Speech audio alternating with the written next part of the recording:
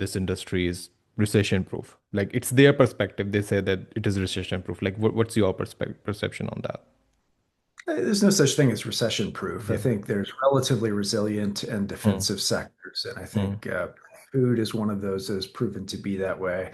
I think if you look at vet clinics right now, mm, you're seeing in some ways some slowing based on years of price hikes that are eventually catching up with them. And at the same mm, time, even if visits are down, with prices still going mm. up, but I think you see revenue is not really taking a big dip. And so Okay. while it's a tough Mm, market, I don't want to undersell that.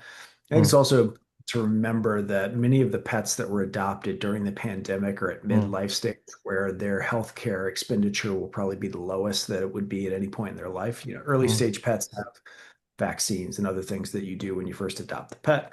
Late stage, obviously, there's a lot of care coming, and so we mm, we tend to think we're sort of at this unique place in the middle of life where it may seem relatively tough right now, but mm. we're not traders. We're not looking for a momentary opportunity to make a buck. This is a long-term, Long-term multi-generation game. trend, and over the long term, we think it will continue to be a remarkably resilient and defensive sector that Mm. performs well, rain or shine, so to speak.